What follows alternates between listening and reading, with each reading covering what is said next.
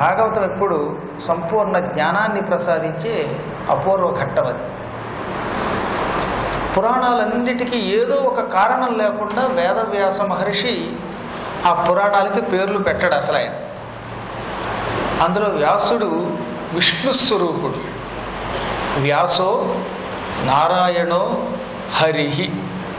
శ్రీ మహావిష్ణువు 22 అవతారాలు ఎత్తితే ఆ 22 అవతారాల్లో 17వ అవతారం వేదవ్యాసుడు. అటువంటి వేదవ్యాస మహర్షి ఒక పుస్తకం రాసి పుస్తకానికి ఒక శీర్షిక పెట్టాడంటే, ఆ పుస్తకానికి ఒక పేరు పెట్టాడంటే దాని వెనకాతల చాలా గొప్ప కారణం ఒకటి ఉంటుంది. ఈ పురాణమునకు అంటే ఈ రోజు నుంచి మనం చెప్పుకుంటున్న పురాణానికి భాగవతము అని పేరు పెట్టాడు ఆయన. భాగవతం అంటే ఏమిటి?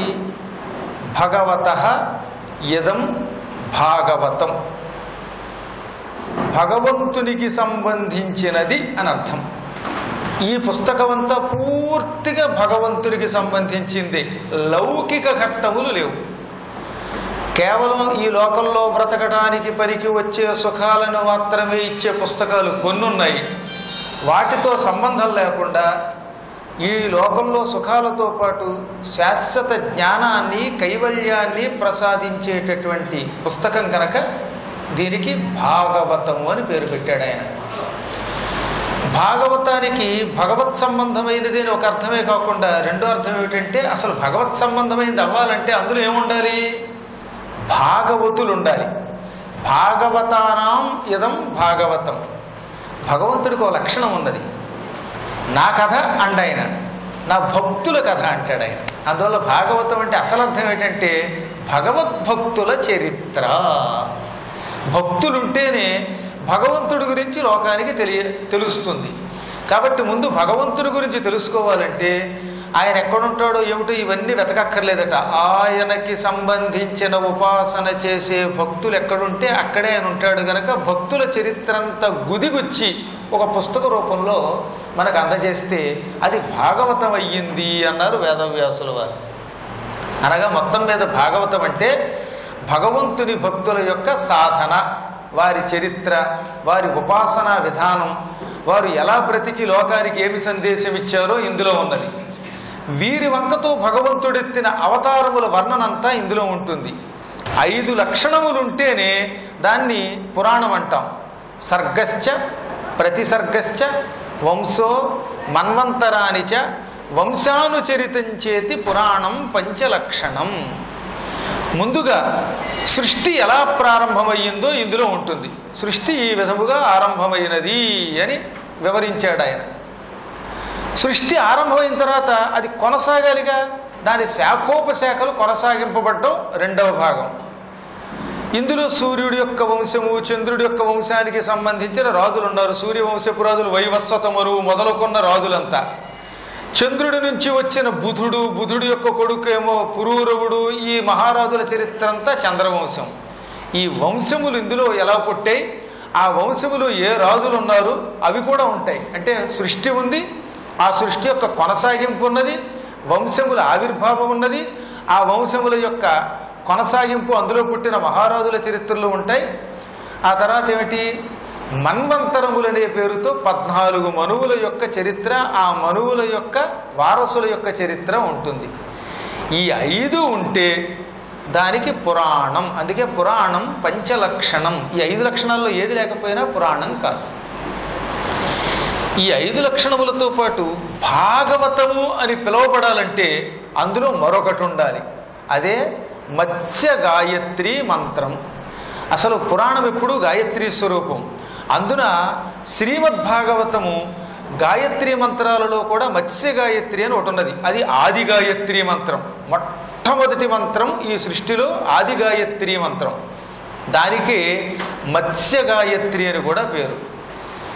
ఆ మత్స్య గాయత్రి మంత్రం ఇందులో పూర్తిగా వివరించబడి ఉన్నది శ్లోకముల వంకతో. మంత్రం ఎప్పుడు ముఖాముఖి చెప్పడాయన. ఏదో ఒక శ్లోకంలో ఒక్కొక్క అక్షరాన్ని ఇమిడ్చి మనకు అందించాడు ఆయన. ఆ మంత్రం కేవలము 6 అక్షరాలతో మొదట్లో ఉండేది.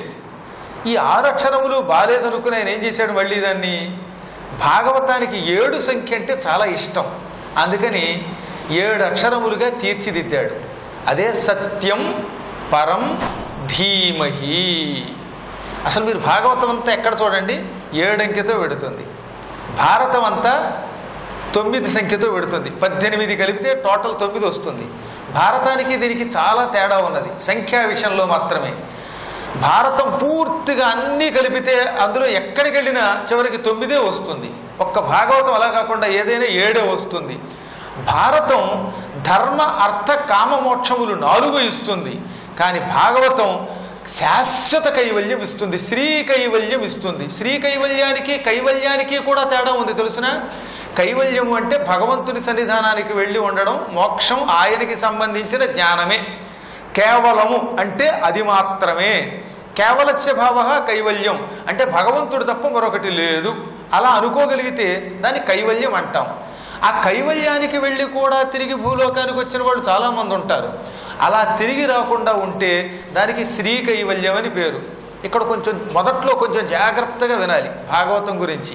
ఎందుకంటే కైవల్యం అంటే చాలదా, మళ్ళీ శ్రీ కైవల్యం ఎందుకు అనాలి అని ఒక అనుమానం వచ్చింది సాక్షాత్తు సౌనక మహర్షికి. అప్పుడు ఆయనకి సూత మహర్షి ఒక సమాధానం చెప్పాడు. అదేమిటో తెలుసా? నాయన, కైవల్యానికి శ్రీ కైవల్యానికి తేడా చాలా తేలిగ్గా చెబుతాను. జయుడు విజయుడు అని 2 ఉన్నారు. వాళ్ళు విష్ణుమూర్తికి అటు ఇటు వైకుంఠ ద్వారం దగ్గర కాపలాగా ఉంటారు. వాళ్ళు కైవల్యం పొందారు. అయినా మళ్ళీ సనక సనందనాదుల శాపాన్ని పొంది భూలోకంలో 3 సార్లు జన్మనెత్తారు. అంటే వైకుంఠమునకు వెళ్ళి కూడా చిన్నో చితకో పొరపాటు చేసి శాపానికి గురై భూలోకానికి వచ్చేదానికి కైవల్యం అని పేరు. అలా శాపానికి గురై భూలోకానికి రానవసరము లేకుండా శాశ్వతముగా ఆయన సన్నిధానంలో అంటే స్వామి దిగొచ్చినా వాళ్ళు దిగి రాకుండా ఉండగలిగితే దానికి శ్రీ కైవల్యము అని పేరు అన్నాడే. అంటే వైకుంఠానికి వెళ్ళిన వాడు కూడా తిరిగి వస్తున్నారు విష్ణువుతో పాటు. ఆదిశేషుడు ఆయనతో తిరిగి వస్తున్నాడు, లక్ష్మీదేవి వస్తున్నది, స్వామి కూడా వస్తున్నాడు. కానీ అక్కడ పొరపాటున కూడా భూమికి దిగి రాకుండా ఉండగలిగే శక్తి ఉన్న వాళ్ళు 2 ఉన్నారట. ఒకడు పుణ్యశీలుడు, మరొకడు సుశీలుడు. ఒకడు సునందుడు, ఒకడు సునందుడు. ఇలాంటి వాళ్ళకి ఉన్న పదవిని శ్రీ కైవల్యం అంటారు. ఆ స్థానమునకు వెళ్ళాక మళ్ళీ తిరిగి భూమికి రావలసిన అవసరము లేకుండా ఉంటే దానికి శ్రీ కైవల్యం అని పేరు. అందుకని పోతన గారు ఏం తెలివి తక్కువ అనుకుంటారా? కైవల్యం అని వాడకుండా శ్రీ కైవల్య పదంబు చేరుటకునై చింతించదన్ లోకరక్షైకారంభకు భక్త పాలన కళా సంరంభకు దానవోద్రేకస్తంభకు కేళిలోల విలసదృగ్జాల సంభూత నానాకంజాత భవాండ కుంభకు మహానందాంగనాడింభకు. నేను శ్రీ కైవల్య పదము పొందడం కోసం చింతించదన్, స్తోత్రం చేస్తున్నాను అనలేదు ఆయన, చింతిస్తున్నాను అన్నాడు. చింత అంటే ఉదయం లేచిన దగ్గర నుంచి మళ్ళీ నిద్రపోయేదాకా మళ్ళీ నిద్రట్లో కూడా నిరంతరం కలవరించడానికి మాత్రమే చింత అని పేరు. అందుకే చింత పట్టుకుంది అంటే చింత పట్టుకుంటే జ్వరం కంటే ప్రమాదం ఉండవు. జ్వరానికి మందు ఉందిట, చింతా జ్వరానికి మందు లేదు. నిరంతరం సర్వకాల సర్వావస్థలలో, స్వప్నావస్థలో, జాగ్రత్త అవస్థలో, సుషుప్తి అవస్థలో, అన్ని అవస్థలలో కూడా ఎవరిని ధ్యానం చేస్తే మనకి ఆనందం కలుగుతుందో ఆ ధ్యానమునకు చింత అని పేరు. అందువల్ల నేను భగవంతుణ్ణి శ్రీ కైవల్య పదము పొందడం కోసం ఎప్పుడూ ధ్యానం చేస్తున్నాను. 1 గంట 2 గంటలో ఉపన్యాసం విన్నంతసేపు కృష్ణ కృష్ణ అనుకుని మళ్ళీ ఇంటికి వెళ్ళాక ఈ కృష్ణనామస్మరణ విడిచిపెట్టి లౌకికమైనటువంటి వాసనలలో పడి అసలు మళ్ళీ కృష్ణుడు అనేవాడు ఉన్నాడో లేదో రేపటిదాకా గుర్తు రాకుండా ఉంటే దానికి చింత అని పేరు. ఏదో తలుచుకోవడం అంటాం, స్తోత్రం చేయడం అంటాం. అలా కాకుండా కొంతమందిని చూడండి, నిద్దట్లో తట్టి లేపినా కృష్ణ అంటారు. అలాంటి వాళ్ళు ఉంటారా అని కొందరికి అనుమానం. ఉన్నారు, నేను చూశాను కాబట్టి చెబుతున్నాను. అర్ధరాత్రి 1 గంటకి అలా వీపే చెయ్యగానే మా నాన్నగారు వాసుదేవ అన్నారు. సాధారణంగా అర్ధరాత్రి 12ంటికి ఎవరేదైనా ఒంటిపై చేయిస్తూ ఉలిక్కి పడతారు. కానీ ఆయన ఎప్పుడు వాసుదేవ అనగలిగేవారు, శివశివ అనగలిగేవారు. ప్రాణం పోతున్నప్పుడు ఓం నమో నారాయణాయ, ఓం నమశివాయ అంటూ శరీరం విడిచిపెట్టారు మంచం మీద. ఇది స్వయంగా చూశాం కాబట్టి నమ్ముతున్నాను నేను. ఇలాంటి వాళ్ళని దాదాపు నా జీవితంలో కనీసం ఒక 500-600 మందిని చూశాను పూర్వజన్మ సుకృతం వల్ల. ఇంకా వాళ్ళ శరీరములో వేరే శబ్దం లేదు, నిరంతరం నిద్రపోతున్నా, తింటున్నా, తిరుగుతున్నా, పడుకున్నా, ఏ పని చేస్తున్నా సర్వకాల సర్వావస్థలలో వాళ్ళు నమ్మిన పరమాత్మ నామము తప్ప ఆ ముఖం నుంచి మరొకటి వచ్చేది కాదు. అంత స్థాయిలో భగవద్ధ్యానం చేస్తే దానికి చింతించుట అని పేరు. అలాంటి చింతన పోతన గారు చేశారు కాబట్టి శ్రీకైవల్య పదంబు చేరుటకునై చింతించదని అన్నారు. ఆయన ఎవరిని చింతిస్తున్నాడు? నా పక్కనే ఉన్న స్వామివారిని, నా పక్కన వెనుక ఉండి రక్షిస్తున్న స్వామిని ధ్యానం చేశాట. ఆయన పనేమిటి? లోక రక్షయికారంభకుడు. ఎప్పుడూ లోకాలను రక్షించడం అనే పని మాత్రమే చేస్తాడు, ఇంకే పని చేయడు ఆయన. 1000 పనులు లేవు ఆయన. కొంతమంది ఉంటారు, వాళ్ళకి ఏదైనా పని చెబితే వాడి పని తప్ప అందరి పనులు చేస్తాడు వాడు. దానివల్ల ఉపయోగం ఏమున్నది? మనకి ఏ పని ఇస్తే ఆ పనిని సంపూర్ణంగా మనస్సు లగ్నం చేసి చెయ్యాలి. ఇక్కడే ఉపనిషత్తులు ఒక గొప్ప కథ చెప్పాయి. పూర్వం సార్వచిషుడని ఒక మనువు ఉన్నాడు. ఈ వెనకాతలు దెబ్బదెబ్బలాడుతూ సార్వచిష మనువు కాలంలో సార్వచిషుడు రాత్రిపూట అంతఃపురం కాపలా కాయడానికి ఒక ఆయన అప్పగించాడండి. ఇది కొంచెం జాగ్రత్తగా వినాలి. సార్వచిషుడు అంటే 2వ మనువు.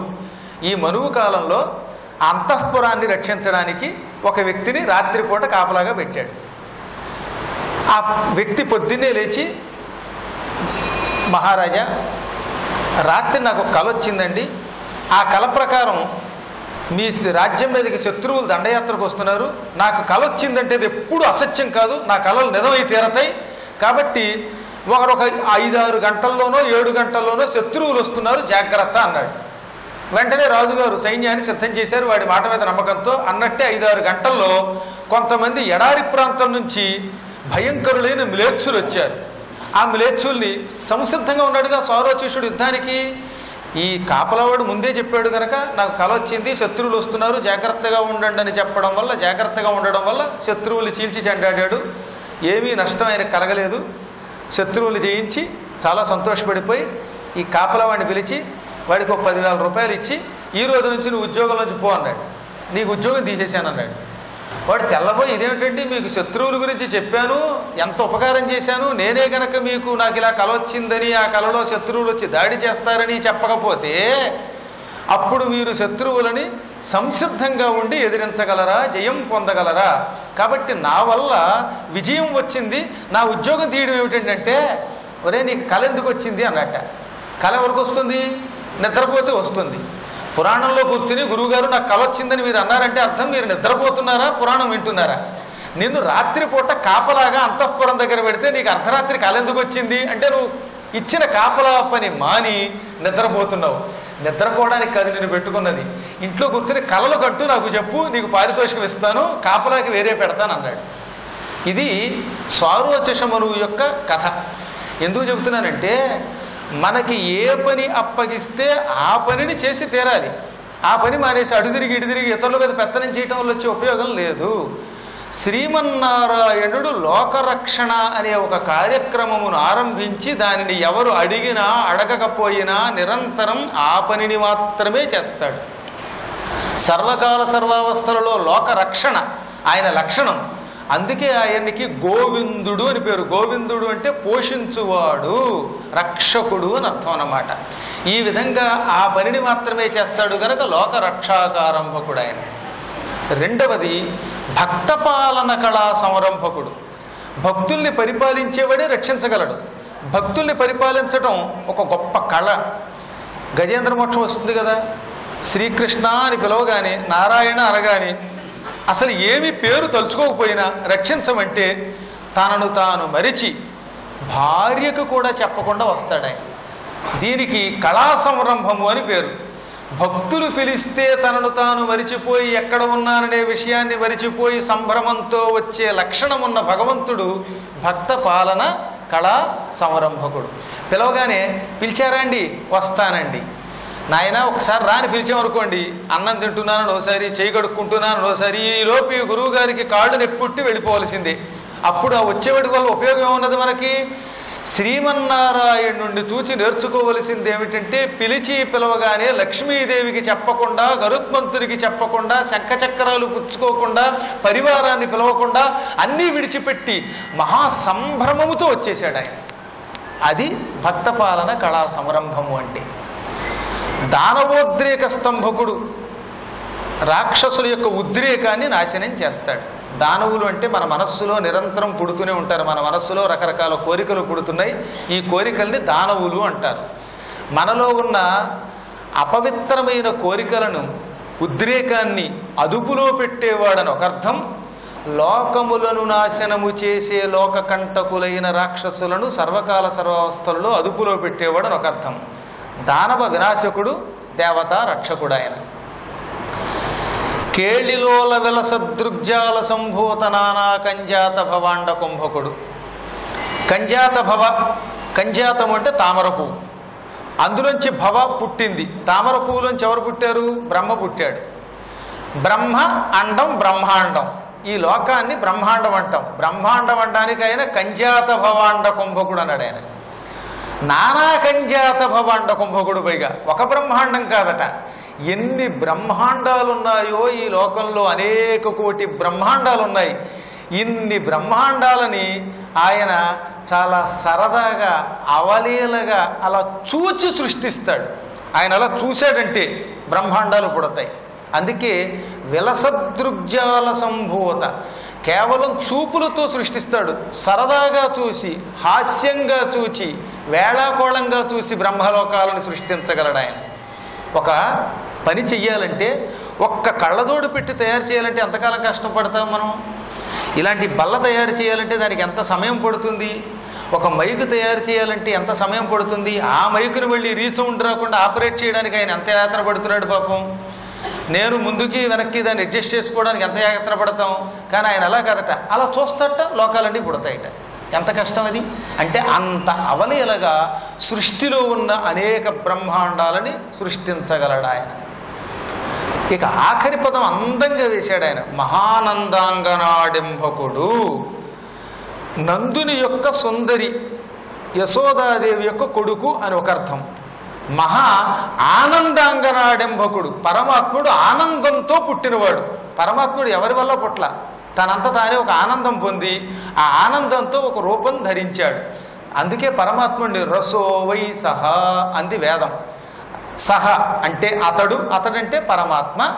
రసహ ఆనందము, వై అయ్యున్నాడు కదా అనగా పరమాత్ముడు ఆనంద స్వరూపుడు. ఆయనకి మనం అనుకున్నట్టుగా గుణం లేదు, రూపము లేదు, కర్మ లేదు, ఏమీ లేకపోతే ఆయన ఎలా గుర్తిస్తాం? అందుకని ఆయన ఏం చేస్తున్నాడు? అందమైన రూపం ధరించి మంచి మంచి లీలలు చేస్తూ, భక్తులను రక్షిస్తూ, వారికి రకరకాల పదార్థాలు ఇస్తూ, అప్పుడప్పుడు సంసారం అనే మాయ కల్పిస్తూ, మళ్ళీ వీటి నుంచి విముక్తి పొందిస్తూ ఆనందిస్తున్నాడు. అటువంటి రూపం ధరించిన వాడికి మహానందాంగనాడింపకుడని పేరు. అటువంటి కృష్ణుడి చరిత్ర సంపూర్ణముగా 7 రోజులలో వింటే వాడికి శ్రీ కైవల్య పదము వస్తుంది. అందుకని శ్రీ కైవల్య పదం వీళ్ళకి అందించడం కోసం వేదవ్యాసులు వారు ఏం చేశారన్నమాట, 7 అక్షరములతో కూడిన మంత్రాన్ని లోకానికి అందించారు ఈ పురాణం రూపంలో. అదే సత్యం పరం ధీమహి. భగవంతుడు పరాత్పరుడు, ఆయన కంటే గొప్పది మరొకటి లేదు. పరము అంటే ఇంతకు మించినది లేదు. అది సత్యం, నాశనము లేని వస్తువు. ఇవాళ ఉండి రేపు వెళ్ళిపోతే దాని సత్యం అనం. మనందరం అసత్స్వరూపాలం. ఎందుకని? మనకి ఈ రూపము శాశ్వతము కాదు కనుక. అసలు మనకి ఏ రూపము శాశ్వతం కాదు. చిన్నప్పుడు ఎలా ఉన్నాం, పెద్దయ్యాక ఎలా ఉన్నాం, వార్ధక్యంలో ఎలా ఉన్నాం, డామ్మని ప్రాణం పోతే అప్పుడు కట్టె ఎలా ఉంది. ఆ కట్టెతో పక్కన కూర్చున్న భార్య కూడా బాబోయ్ మా ఆయన్ని నేను చూడలేనంటుంది. అంత వికృతమైపోతుంది ఈ శరీరం. అటువంటి మార్పులతో కూడిన దానికి అసత్పదార్థమని పేరు. కానీ పరమాత్మ ఎప్పుడూ ఒకే రూపముతో సర్వకాల సర్వావస్థల్లో ఉంటాడు. అది సత్యం. అంటే సత్యము పరము అయినటువంటి పరబ్రహ్మస్వరూపాన్ని ధీమహి మేము ధ్యానిస్తున్నాము అని ఈ మత్స్యగాయత్రి మంత్రానికి అర్థం. ఆ 7 అక్షరములే సప్తాహ దీక్షగా మారాయి. భాగవతాన్ని 7 రోజుల్లోనే ఎందుకు వినాలి, ఎందుకు దీక్ష వచ్చింది అంటే ఆ 7 రోజులకి 7 గాయత్రీ మంత్ర అక్షరాలు నిలయములు గనుక ఆ అక్షరములే 7 వారములనే పేరుతో రోజులయ్యాయి. సత్యం పరం ధీమహీట వరసగా స అంటే ఆదివారము, త్యం అంటే సోమవారము, పరం వరసగా మంగళవారం బుధవారం, ధీమహి అనగా వరసగా శుక్రవారము శనివారము ఆదివారం. ఈ విధంగా ఆది సోమ మంగళ బుధ గురు శుక్ర శని అనేటటువంటి వారములు 7 కూడా వరుసగా సత్యం పరం ధీమహితో ఆవిర్భవించి సప్తాహం అయ్యాయి. ఇంకొక రహస్యం కూడా ఉన్నది. ఈ 7 అక్షరాలు, ఈ 7 అక్షరాలే 7 రోజులు. ఈ 7 రోజులలో తప్ప ఎవడు ఇంకో రకంగా పుట్టడు. ఎవడు పుట్టినా ఎవడు చచ్చిపోయినా 7 రోజులే. ఆదివారం నుంచి శనివారం లోపు ఈ 7 రోజులు కాకుండా మరొక రోజులో ఎవడన్నా పుట్టగలడా? ఈ 7 రోజులలో కాకుండా మరొకడు ఎవడైనా శరీరం విడిచిపెట్టగలడా? కాబట్టి ఎవరికైనా చిట్ట చివరికి తప్పనిసరి అయి ఉన్నది ఈ సప్తాహ దీక్షయే. అటువంటి దీక్షాస్వరూపాన్ని వేదవ్యాసుల వారు అపూర్వ రీతిలో అందించారు. ప్రతిరోజు ప్రారంభకాలంలో మనం జగద్గురుడైన కృష్ణుడిని తలుచుకుని మనం కార్యక్రమం ప్రారంభిద్దాం. అందుకని ప్రారంభంలో సత్యం పరం ధీమహి అని పిలువబడిన మత్స్యగాయత్రీ మంత్రాన్ని అధికరించి వృత్రాసురవధం చెప్పబడి ఉన్న భాగవతం లోపలికి వెళ్లే ముందు శ్రీకృష్ణుడు జగద్గురువు గనక ఆయన్ని తలుచుకుందాం. ప్రతిరోజు 6:25కి ప్రారంభిస్తాం కనుక 5 నిమిషాలు ఈ ప్రార్థన అవుతుంది. 6:30 నుంచి 8:30 దాకా ప్రవచనం సాగుతుంది. ఇప్పుడు అందరూ కూడా నేను చెబుతూ ఉంటాను, మీరు కూడా నాతో గొంతు కలిపి అనండి. వసుదేవసుతం దేవం కంసచాణూరమర్దనం దేవకీ పరమానందం కృష్ణం వందే జగద్గురుం అతసీ పుష్పసంకాశం హారనూపురశోభితం రత్నకంకణకేయూరం కృష్ణం వందే జగద్గురుం కుటిలాలక సంయుక్తం పూర్ణచంద్రనిభాననం విలసత్కుండలధరం కృష్ణం వందే జగద్గురుం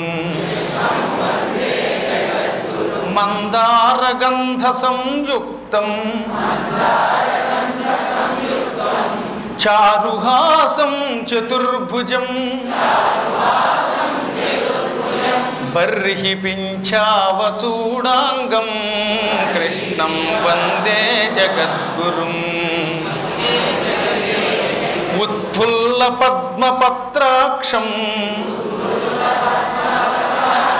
నీలజీమూత సన్నిభం యాదవానాం శిరోరత్నం కృష్ణం వందే జగద్గురుం రుక్మిణీకేళి సంయుక్తం పీతాంబర సుశోభితం అవాప్త తులసీగంధం కృష్ణం వందే జగద్గురుం గోపికానాం కుచద్వంద్వ. ఈ పాదానికి కొన్ని ఇబ్బంది ఏంటంటే అదంతా ఒకటే సమాసం కాబట్టి నేను కలిపే చదివేస్తాను, మీరు ఎక్కడ ఆపకండి వాళ్ళని. గోపికానాం కుచద్వంద్వ కుంకుమాంకిత వక్షసం కుంకుమాంకిత వక్షసం శ్రీనికేతం మహేశ్వాసం కృష్ణం వందే జగద్గురుం శ్రీవత్సాంకం మహోరస్కం వనమాలా విరాజితం శంఖచక్రధరం దేవం కృష్ణం వందే జగద్గురుం. అటువంటి జగద్గురువుకి నమస్కరించుకుందాం. ఒకప్పటి మాట, పరమ పవిత్రమైన నైమిషారణ్యంలో ఇవాళ ఉత్తరప్రదేశ్ రాజధానికి లక్నోకి ఇంచుమించుగా ఒక 2-3 గంటల ప్రయాణంలో వెళ్ళిపోవచ్చు. మనం 80-100 కిలోమీటర్ల దూరంలో ఉన్నది. 5 సార్లు ఇప్పటికక్కడ భాగవత సప్తాహం చేశాను. మళ్ళీ రేపు సెప్టెంబర్ 10వ తారీఖున వెళ్ళి ఇంకో భాగవత సప్తాహం చేయబోతున్నాం. అది చేసే ముందు సంపూర్ణంగా భాగవతం చెప్పే అవకాశం ఆ హరి ఈ హరి గారు కూడా ఇచ్చారు. మొత్తమైతే ఇది హరిప్రసాదం, గురుప్రసాదం. ఇప్పటికి కూడా మనకి లక్నో దిగితే ఇంచుమించుగా నైమిషారణ్యం వెళ్ళినట్టే. గోమతి అని పిలువబడే నదము అక్కడ ఉన్నది. అది నది కాదు, నదం.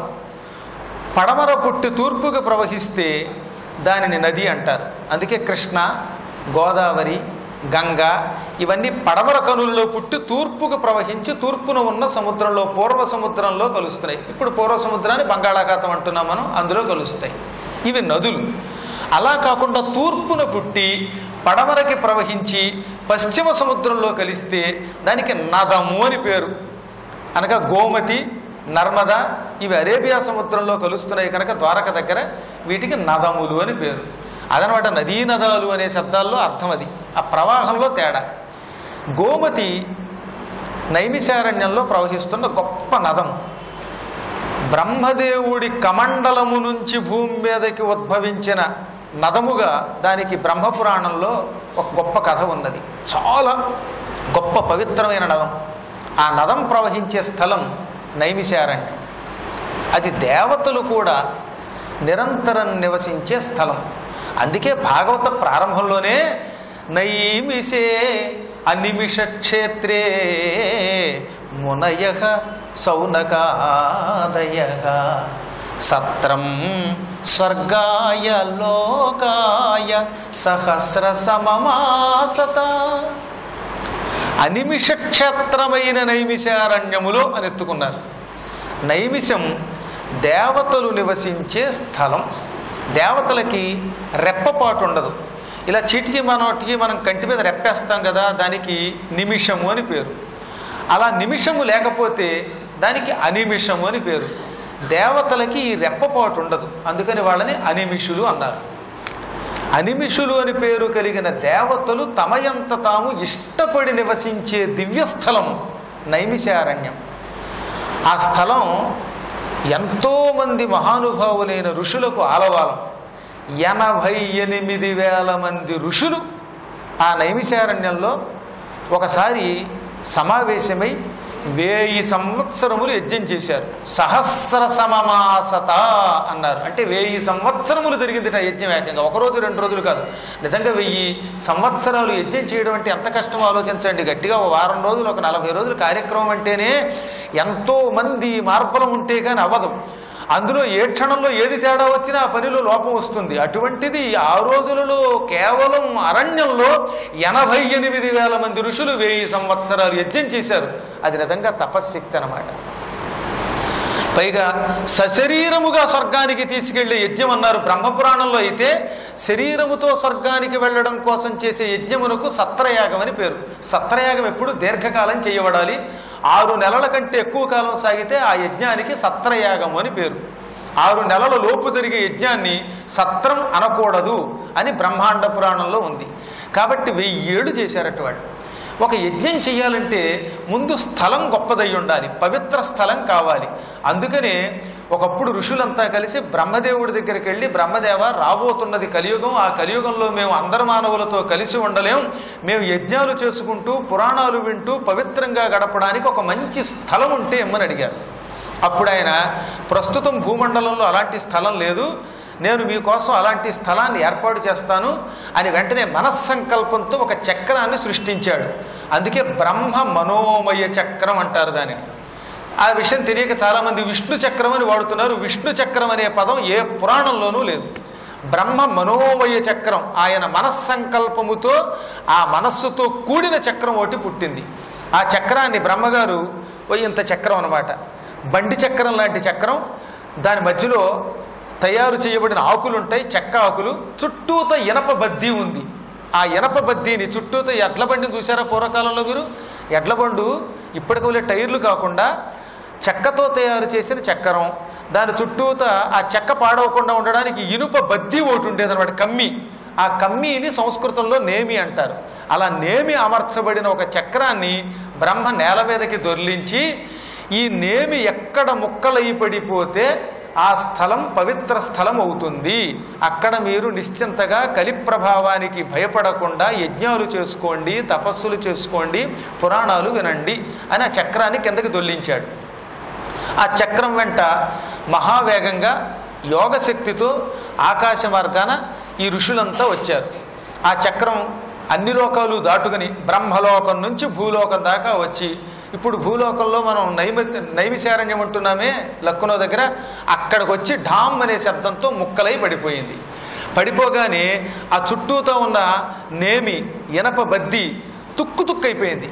అందులో ఒక ముక్క భూమిని చీల్చి పాతాళ జలాన్ని పైకి తన్నేలా చేసింది. ఆ పాతాళ జలమే ఇప్పుడు చక్రతీర్థము అని పిలువబడుతోంది. అక్కడ ఆ చక్రం వల్ల పుట్టిన తీర్థం చక్రతీర్థం. ఆ స్థలం చాలా గొప్పది, చూసి తీరాలి. ఈ నేమి జీర్ణమై శిథిలమై పడిపోవడం వల్ల దానికి నైమిషం అని పేరు వచ్చింది. ఎత్ర నేమిహి సంశీర్యతే తదేవ నైమిషం. ఎక్కడ నేమి శిథిలమై పడిందో అదే నైమిషం. ఇంతకీ నైమిషం అంటే ఆ చక్రము యొక్క బద్దీ విరిగిపడిన శిథిలమై పడిన స్థలము. ఆ వనం గనక అది అడవి గనక నైమిష వనం, నైమిష వనం. అది అరణ్యం చేరితే నైమిష అరణ్యం, నైమిషారణ్యం, సవర్ణ దీర్ఘసంధి, అంతకంటే ఏం లేదు. ఆ నైమిషమని పేరు కలిగిన అడవి నైమిషారణ్యం. ఆ అరణ్యానికి ఇప్పుడు ఈ ఋషులు వచ్చారు. ఆ తర్వాత బ్రహ్మని ప్రార్థించి కమండలం నుంచి గోమతిని తెచ్చుకున్నారు. నది ఉంది, చక్ర తీర్థం ఉంది, అడవి బాగున్నది. అందుకని ఒక స్థలాన్ని శుభ్రం చేసుకుని ఈ మహాత్ములైన ఋషులు ఒకరిద్దరు కాదు, చాలా గొప్పవాళ్ళని చెప్పాను కదా. కౌండిన్యుడు, అత్రి, మరీచి, దక్షుడు, కపిలుడు, అగస్త్యుడు, అక్షపాదుడు, అంగిరుడు, శాండిల్యుడు, క్రతువు, కణ్వుడు, కుత్సుడు, భృగువు, విశ్వామిత్రుడు, మైత్రేయుడు, మార్కండేయుడు, ఆసురి, వామదేవుడు, కపి, దుర్వాసుడు, బకుడు, వ్యాఘ్రుడు, వ్యాఘ్రపాదుడు, మాండవ్యుడు, బకుడు, దాల్భ్యుడు, ఇటువంటి మహానుభావులైన ఋషులంతా అక్కడ చేరారు. 1000 ఏళ్ళు సంకల్పపూర్వకంగా యజ్ఞం చేశారు. యజ్ఞం చెయ్యాలంటే యజ్ఞంతో పాటు కొన్ని పనులు కూడా చెయ్యాలి. యజ్ఞంలో ఒక భాగం ఏమిటంటే పురాణం. అసలు పురాణం గొప్ప యజ్ఞం అండి. దీనికి కథాయజ్ఞం అని పేరు. కథాయజ్ఞం లేని తక్కిన యజ్ఞములు శోభిల్లవు. అందుకే మీరు గుళ్ళో ఎన్ని అర్చనలు జరిగినా ఈ పురాణములు జరగకపోతే ఆ గుడికి అంత శక్తి ఉండదు అని బృహస్పతి చూడండి వాస్తులో చెప్పాడు. దేవాలయాల వాస్తు అని ఒకటి ఉన్నది, దాన్ని బృహస్పతి రాశాడు. అందులో 8వ అధ్యాయం ఉంటుంది, అదంతా ఈ దేవాలయాలకు సంబంధించింది. అందులో ఏమన్నాడో తెలుసా, మీరు ఎన్ని చక్రములు వేసి గుళ్ళు కట్టినా అక్కడ పురాణ ప్రవచనం జరగకపోతే ఆ ఆలయానికి సంపూర్ణంగా భగవత్ శక్తి లభించదు అన్నాడు ఆయన. అందుకే మీరు చూడండి, ప్రసిద్ధికెక్కిన ఆలయాల్లో ఏదో ఒక సమయంలో పురాణాలు చెప్పిస్తారు. అందులో ఈ ప్రాంతం, ఈ శారదాపీఠం, ఈ సంపత్నగర్లో ఉన్న ఈ పవిత్ర స్థలం నైమిషారణ్యం తర్వాత మళ్ళీ ఆధునిక నైమిషారణ్యం, గుంటూరు నైమిషారణ్యం. అక్కడ గోమతి ఉంది, ఇక్కడ మనకి కృష్ణా తీరంలో ఉన్న నైమిషారణ్యం. ఈ నైమిషారణ్యంలో, ఆ నైమిషారణ్యంలో 18 పురాణాలు జరిగాయని విన్నాం. ఇక్కడ 18 పురాణాలతో పాటుగా సహస్రనామాలు, ఒకటేమిటి అది ఇది కదా, నిరంతర నైమిషారణ్యమే, ప్రవచన నైమిషారణ్యం అవుతున్నది. మనకి ఏదో భగవంతుడి యొక్క యోగం ఉన్నది. నిజం చెప్పాలంటే మాబోటి వాళ్ళని 40 రోజులు అట్టి పెట్టాలంటే ఎంత కష్టం ఆలోచించండి. ఆయన కిందటి సంవత్సరమే హనుమత్ చరిత్రతో పాటుగా అడ్వాన్స్ బుకింగ్లు అంటారు వీటిని. ఏ విమానం టిక్కెట్లు కూడా ఇలా బుక్ చేయరు.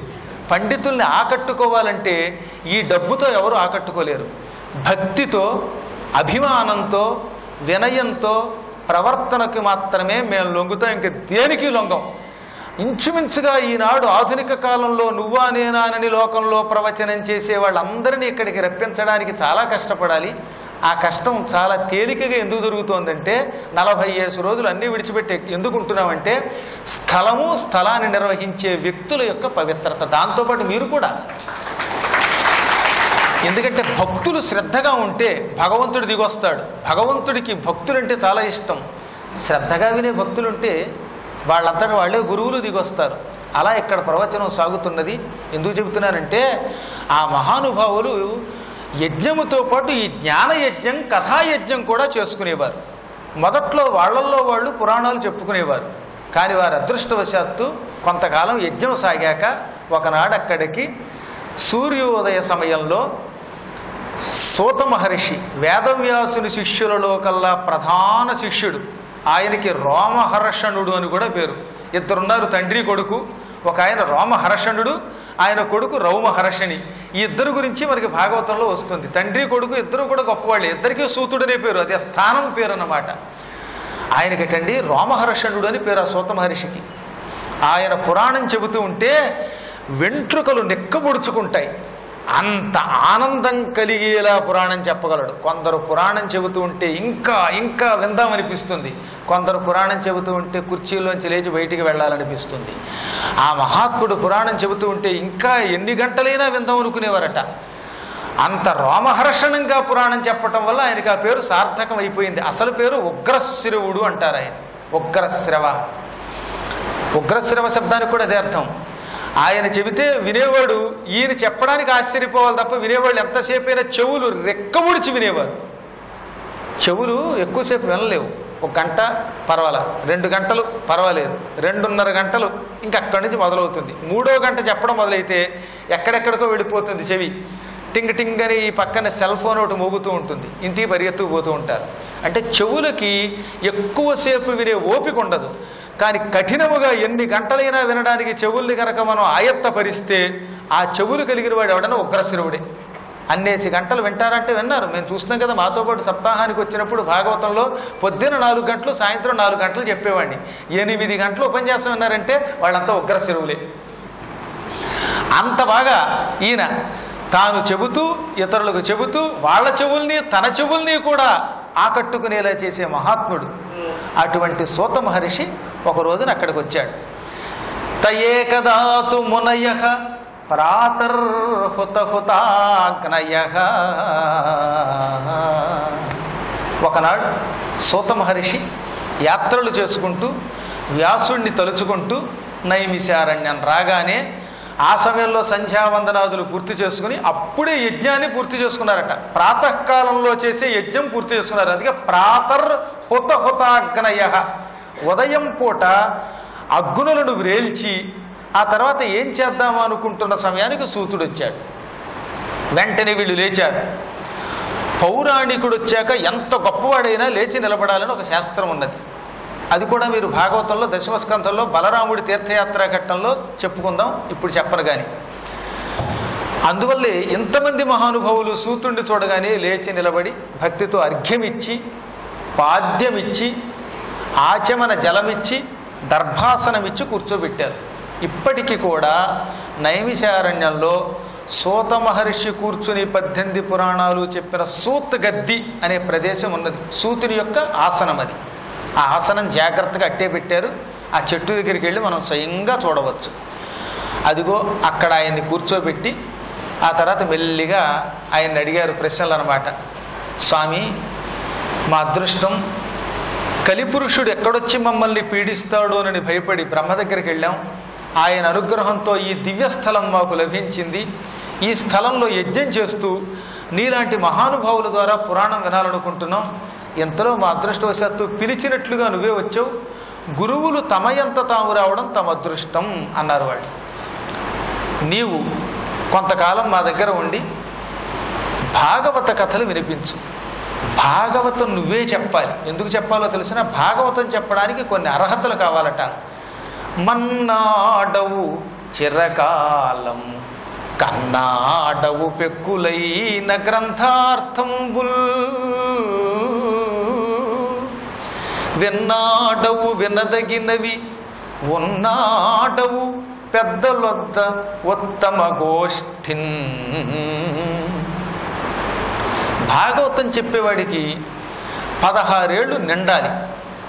నీకు ఆ వయస్సు దాటింది. కొంతమందిని పక్కన పెట్టాడు. శుకుడు లాంటి వాళ్ళని పక్కన పెడితే సహజంగా భాగవతం చెప్పాలంటే మాత్రం వాడికి 16 సంవత్సరములు నిండి ఉండాలి అని ఒక శాసనం ఉన్నది. అందుకే ముందు మన్నాడవు చిరకాలం, నీకు వయస్సు సరిపోతుంది. కేవలం వయస్సున్న వాళ్ళంతా పురాణం చెప్పచ్చా? 90 ఏళ్ళు ఉన్నాయి. అంత మాత్రం చేత భాగవతం చెప్పడానికి అర్హుడేనా అంటే, కన్నాడవు పెక్కులైన గ్రంథార్థంబుల్, రకరకాల గ్రంథాలు చదవాలి. ఇంచుమించుగా సకల పురాణాలు, ఇతిహాసములు, వేదములు, ఉపనిషత్తులు ఇలాంటివన్నీ బాగా కంఠస్థం చేసి వాటికి అర్థములు చెప్పగలిగే పాండిత్యం కలిగిన వాడు మాత్రమే భాగవతం చెప్పడానికి మనకు వస్తాడు. భాగవతం చెప్పాలంటే ఒక్క భాగవతం ఒకటే చదవకూడదట, అన్ని గ్రంథాలు చదవాలి. ఎందుకని? ఇక్కడ లేనిది ఇంకో చోట ఉంటుంది. భారతం, భగవద్గీత, భాగవతం ఈ మూడు లక్ష్య లక్షణ పూరక గ్రంథాలు. ఈ మూడింట్లో ఏది రాకపోయినా వాడు భాగవతం చెప్పడానికి పనికిరాడు. అందుకని అనేక గ్రంథములు చదివి వాటికి అర్థములు చెప్పగలవు. ఒక్కొక్కప్పుడు మంచి పేరు తెచ్చుకున్నవాడు కూడా శ్లోకానికి అర్థం సరిగ్గా చెప్పలేకపోవచ్చు. పాండిత్యం లేకపోవటం వల్ల శ్లోకం చదవడంలో దోషం రావచ్చు, దోషం ఉండవు. కానీ భాగవతం దగ్గర మాత్రం శ్లోకానికి అర్థం తప్పు చెప్పకూడదు, తక్కిన వాటికి వల్లే. అందుకనే నీవు అన్ని గ్రంథములను అర్థముతో చదువుకున్నావు. అర్థం లేకుండా చదివితే ఉపయోగం ఉన్నది.